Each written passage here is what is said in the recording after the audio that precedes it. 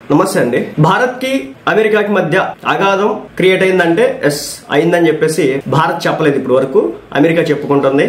America అధ్యక్షుడు Trump అయితే చెప్పడం జరుగుతుంది. అమెరికాకు భారత్ దూరం కావడం బాధాకరం అంటూ ఒక పోస్ట్ అయితే పెట్టినాడు. అయితే ఇది ఒక సర్కస్టిక్ వేలో పెట్టాడు అనమాట, ఎటకారం అనమాట. మన టాకోకి పిచ్చెక్కిపోతుంది రోజు రోజుకి భారత్. ఏమంటే మన చాణక్య నీతిలో ఒకటి ఉంటుంది అనమాట.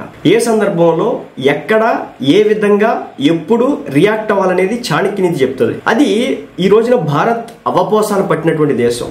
మనం ఎప్పుడు కూడా ఒక ఎడ్జ్ తీసుకోం. అంటే ఇద్దరు కొట్టుకొని వస్తా ఉంటే వాడు మంచోడని వీడి చెడ్డోడని మనకు అనవసరం. అది అనవసర వివాదాల్లో తల దూర్చాం. కానీ ఈ అమెరికా వాడు అలా కాదు. వీడు అనవసర వివాదాలను తలదూర్చి వాడి దగ్గర ఉన్నటువంటి ఆయుధం మొత్తాన్ని అమ్ముకున్నాడు.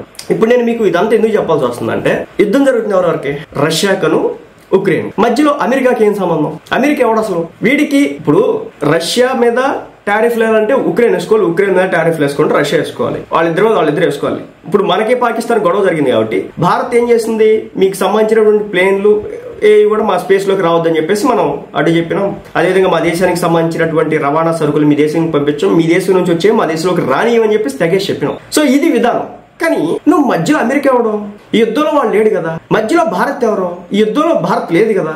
మరి అమెరికా వాడు అటు రష్యా వాడిని వదిలేసి ఇటు ఉక్రెయిన్ వాడిని వదిలేసి మధ్యలో భారత్ మీద ఎందుకు పడ్డాడు? అది అనమాట. ఇది ఏమంటే వీడు భయపెడతాడు ఎంతసేపుడికి. ఇండియాని భయపెట్టాలని అనుకుంటాడు. బొచ్చు కూడా లెక్క చేయరు మన వాళ్ళు. ఎందుకంటే ఇండియా ఒకడు మోచేతి కింద బ్రతికేటటువంటి దేశం కాదు. ఒకడేదో ఇస్తే తీసుకుని దయా దాక్షిణ్యాల మీద, ఎవడు దయా దాక్షిణ్యాల మీద బతికే దేశం అయితే కాదు.